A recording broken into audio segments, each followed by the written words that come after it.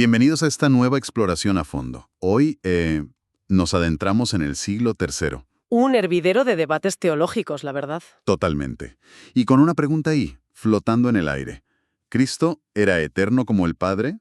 ¿O era, una creación? Exacto. Y en medio de esa tensión, pues emerge una figura clave, Dionisio, obispo de Roma entre el 259 y el 268. Y que no se quedó callado, ¿eh? Intervino en una de las controversias, digamos, más calientes. Así es. El epicentro estaba en Alejandría, que era un centro intelectual de primer orden. Claro. Y allí, pues, algunas corrientes de pensamiento que hoy llamaríamos subordinacionistas empezaban a coger fuerza. Subordinacionistas. ¿Qué querían decir exactamente con eso? Pues básicamente la idea era que el Hijo, Jesucristo, no compartía la eternidad del Padre, que había sido creado por él, en algún momento. Uf, eso es fuerte. Sí, sí. Y claro, eso no era un matiz teológico sin más. O sea, poner en duda la plena divinidad de Cristo. Removía los cimientos. Totalmente. La comprensión del Evangelio, la idea de la salvación. A ver, si Cristo no era Dios en el mismo sentido que el Padre, ¿Cómo podía redimir? Esa era la cuestión de fondo. y es ahí, en ese punto tan crítico, donde Dionisio de Roma, pues, decide actuar. Exacto. Y lo hace a través de cartas doctrinales que envía a Alejandría. Con un objetivo claro, imagino. Clarísimo. Corregir lo que él veía como una desviación peligrosa y, reafirmar la fe que él entendía como apostólica, la recibida de siempre. Vale. Y para analizar todo esto, ¿con qué contamos? ¿Qué fuentes tenemos? Bueno, nos basamos en fragmentos, en estudios que discuten estas cartas de Dionisio. Es importante decir esto. No tenemos las cartas originales completas, Ah, vale. como San Atanasio de Alejandría, que es clave, Ajá. pero también historiadores como Eusebio de Cesarea. Entendido. Así que el objetivo hoy es, desentrañar un poco cómo estas cartas del siglo III intentaron apagar ese fuego teológico, ¿no? Esa crisis sobre la Trinidad. Eso es. Y ver qué repercusiones tuvieron y, de paso, observar el papel que ya jugaba el obispo de Roma en estos temas doctrinales. Mucho antes de los grandes concilios que todos conocemos como Nicea. Exacto, mucho antes. Perfecto. Pues, si te parece, vamos al meollo. Al argumento central de Dionisio, se enfrentó de cara a esa idea de que el Hijo fuera una criatura, ¿no? Directamente.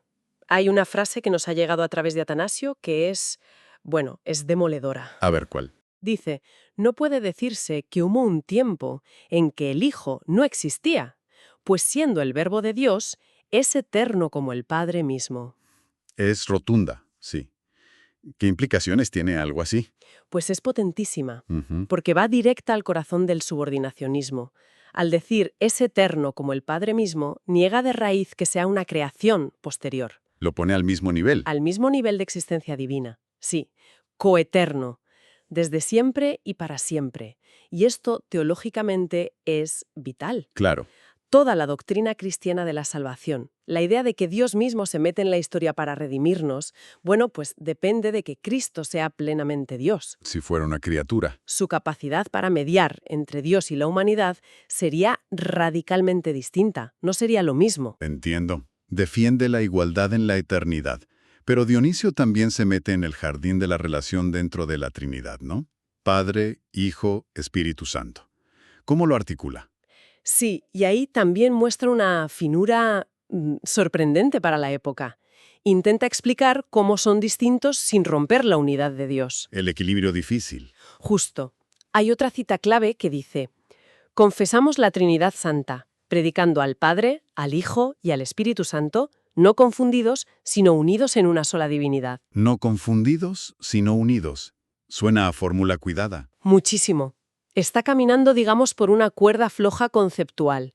Por un lado, quiere evitar que se confundan las personas divinas. Que no sean solo modos de Dios o máscaras. Exacto, lo que luego se llamó modalismo o sabieleanismo.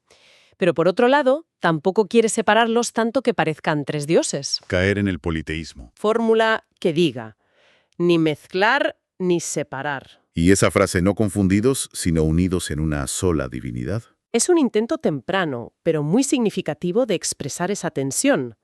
Hay una única naturaleza divina, una sola divinidad, pero dentro de ella, tres realidades personales distintas: Padre, Hijo, Espíritu Santo. O sea que aunque no use la palabra técnica que luego vendría con Nicea, el famoso homoousios. Ya está apuntando en esa dirección, claramente. Es un esfuerzo por mantener la unidad monoteísta sin cargarse la revelación trinitaria. Es fascinante ver cómo se iban forjando estos conceptos, ¿eh? Desde luego. Y la argumentación de Dionisio va incluso un paso más allá. Conecta la eternidad del Hijo con la naturaleza misma del Padre. Hay otra cita. Sí, la que dice, quienes predican al Hijo como criatura dividen la divinidad y niegan al mismo tiempo al Padre. Pues un Dios sin Hijo eterno no es Padre en verdad. Esa. Aquí la lógica se pone muy interesante. ¿Nos la puedes desglosar? Claro, la lógica es profunda, ¿eh? Revela mucho de cómo entendían esa relación dentro de Dios. Su punto es, ser padre no es un título que Dios adquiere en un momento. No es algo que le pasa a Dios. Exacto, es algo esencial a su ser eterno. Entonces, si Dios es eternamente padre, pues necesariamente debe tener eternamente un hijo. Tiene sentido. Porque si el hijo fuera una criatura hecho en el tiempo, significaría que hubo un tiempo en que Dios no era padre, que solo llegó a serlo al crear al hijo. Lo cual, según Dionisio, haría al Padre menos Dios, por así decirlo. Como si le faltara algo antes. Precisamente. Para Dionisio, negar que el hijo es eterno es indirectamente negar que el padre es eterno. Ve una interdependencia total. No hay Padre eterno sin Hijo eterno. Ni viceversa. Por eso, defender la divinidad plena y la eternidad del Hijo no es solo defender a Cristo, es también defender la naturaleza inmutable, eterna de Dios Padre. Es un argumento relacional muy, muy potente. Vale, hemos visto el contenido, la doctrina que defendía Dionisio. Pero, ¿y el efecto práctico? ¿Sirvieron de algo esas cartas en Alejandría? Pues, según las fuentes posteriores, parece que sí tuvieron un impacto importante. Ajá.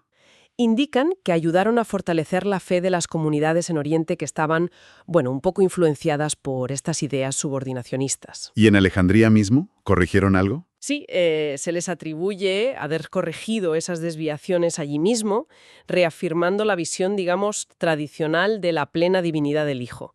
Funcionaron como un punto de referencia doctrinal en ese momento. Entiendo. Y entonces estas cartas, que hacen su efecto en el siglo III de repente, resurgen con fuerza un siglo después, ¿no? En el IV. Exacto. Y aquí entra en escena San Atanasio de Alejandría. Claro. Hay que recordar el contexto, estamos ya en plena controversia arriana. Plena. Arrio, que era un sacerdote también de Alejandría, había, sistematizado y llevado más lejos esas ideas subordinacionistas. Enseñaba que el Hijo era una criatura, ¿no? La primera, la más elevada, pero criatura al fin y al cabo. Eso es. Negaba que fuera de la misma sustancia que el Padre. Y esta idea provocó una crisis teológica, tremenda. Que llevó al Concilio de Nicea en el 325. Justamente. Convocado para tratar este asunto específicamente. Y Atanasio fue el gran campeón de Nicea, el defensor del homoousios, de que el Hijo era consustancial, de la misma sustancia que el Padre. ¿Cómo encajan aquí las cartas de Dionisio? Pues aquí está la conexión clave. Atanasio, en su lucha incansable por defender Nicea frente a los arrianos, Que no fue fácil, ¿eh? nada fácil, pues buscó precedentes, testimonios de que la doctrina de Nicea no era una novedad, sino la fe auténtica, la de siempre. Y encontró oro en las cartas de Dionisio. Exacto. Escritas unos 60 o 70 años antes. Un arma argumental de primera. Las desempolvó, como dices. ¿Y cómo las usó? ¿Cómo las presentó? Pues las usó de forma explícita para demostrar que la Iglesia de Roma, ya en el siglo III, había condenado ideas muy parecidas a las de Arrio. O sea, como prueba histórica. Tal cual. En una de sus obras importantes sobre los decretos del Concilio de Nicea, Atanasio cita a Dionisio para refutar a los arrianos. Según nos cuentan las fuentes que comentan esto, Atanasio escribió algo así como: A ver. el bienaventurado Dionisio, obispo de Roma, escribió con gran corrección de fe acerca de la divinidad del Hijo, contra aquellos que decían que fue hecho de la nada o que tuvo principio. El mensaje es claro. Clarísimo. El mensaje implícito era: ojo, que esto que dice Arrio ahora ya lo rechazó Roma hace décadas. Nicea no está inventando nada, está confirmando la tradición. Es un uso muy hábil de la historia, ¿sí? ¿Y qué ideas concretas de Dionisio recalcó Atanasio contra Arrio? Pues seleccionó justo los puntos que chocaban de frente con Arrio. Primero, la eternidad del Hijo. Esa frase. Nunca hubo un tiempo en que el Hijo no existiera. Esa misma. Una refutación directa de la idea arriana de que el Hijo tuvo un comienzo. Segundo, que el Hijo es engendrado, no creado. Atanasio subrayaría que Dionisio decía que venía. De la sustancia misma del Padre, no hecho como las criaturas. Justo. Eso contrastaba de lleno con Arrio, que lo veía como la primera criatura. Y tercero, el argumento de la paternidad eterna. Si el Padre siempre es Padre, siempre tiene al Hijo. Exacto. Eso reforzaba la coeternidad, la igualdad sustancial, minaba toda la base de la jerarquía que creaba Arrio. Queda muy claro cómo esas ideas del siglo III le venían como anillo al dedo a Atanasio en el cuarto. Y este uso de las cartas por Atanasio, ¿cómo se interpreta en un sentido más amplio, según los materiales que manejamos? Pues los análisis suelen destacar varias cosas importantes, a menudo desde una perspectiva, apologética o eclesiológica. ¿Qué destacan? Primero, interpretan la intervención de Dionisio como una muestra temprana de una función, digamos, magistral del obispo de Roma. Una autoridad para enseñar que iba más allá de su diócesis. Que llegaba hasta Alejandría, nada menos. Exacto. Un precedente, como decías antes, de la autoridad doctrinal romana. Vale, primer punto. Segundo, se subraya la idea de que la doctrina trinitaria correcta se salvaguardó y transmitió por la sucesión apostólica, y que la sede romana tuvo ahí un papel clave. Como custodio de la fe. Algo así. Tercero, se enfatiza que la unidad de la Iglesia primitiva no era solo cosa de organización, sino que se basaba fundamentalmente en compartir la misma fe, la misma verdad doctrinal. Y el hecho de que Atanasio, el gran defensor de Nicea, usara a Dionisio, que añade, Pues se ve como una validación mutua. Por un lado, usar a Dionisio reforzaba la legitimidad de Nicea, la presentaba como continuación de la fe tradicional, al menos la de Roma. mostraba continuidad frente a la novedad de Arrio. Exacto. Y por otro lado, desde esta perspectiva, el testimonio de Atanasio sobre Dionisio pues realzaba el prestigio de Roma como testigo fiable, como garante de la tradición apostólica, como un punto de referencia seguro en medio de las disputas. Entiendo la lectura. Se dibuja un cuadro donde Roma emerge ya muy pronto como un bastión de ortodoxia, un punto de consulta doctrinal importante. Sí, es una interpretación con implicaciones claras sobre cómo se entiende la autoridad y la tradición en la historia de la Iglesia. Muestra cómo se entrelazan la historia, las figuras, los debates, para ir dando forma a la doctrina y a la estructura de la Iglesia, Sin duda. a lo largo del tiempo. Muy bien. Creo que hemos cubierto los puntos esenciales. Si te parece, hacemos una recapitulación rápida para fijar las ideas. Perfecto. Hemos analizado las cartas doctrinales de San Dionisio de Roma, de mediados del siglo III. Vimos su defensa firme de la divinidad plena y la eternidad del Hijo. Frente a esas ideas subordinacionistas que circulaban sobre todo en Alejandría. Exploramos también cómo articuló la relación dentro de la Trinidad, ese equilibrio difícil entre unidad de esencia y distinción de personas. Padre, Hijo, Espíritu Santo. Usando un lenguaje que, anticipaba desarrollos posteriores, como los de Nicea.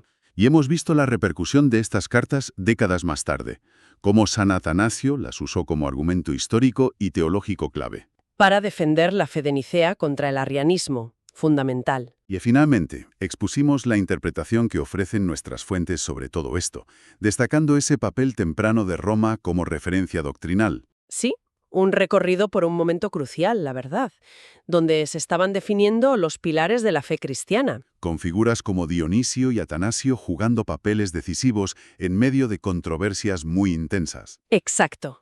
Y todo esto, pues, nos lleva a una última reflexión, una pregunta para dejar ahí, en el aire. Hemos visto cómo doctrinas que hoy nos parecen quizá asentadas, Se forjaron a base de debates encendidos, argumentos sutiles, cartas, concilios. y la autoridad de ciertas figuras o sedes. Entonces, la cuestión que podríamos plantear es, ¿de qué manera la forma en que se resolvieron esas antiguas disputas doctrinales, Los métodos, los argumentos, la apelación a la tradición frente a la novedad, el peso de ciertas voces, cómo se entienden y se debaten hoy las creencias fundamentales? no solo dentro de las religiones, quizá también fuera. Exacto. Hay patrones de argumentación o dinámicas de autoridad que en el fondo perduran desde entonces. Una pregunta profunda para cerrar. ¿Hasta qué punto esas estructuras de pensamiento y debate que se establecieron en aquel momento siguen moldeando nuestras discusiones actuales sobre verdades fundamentales? Ahí queda la reflexión. Ahí lo dejamos. Gracias por habernos acompañado en este análisis.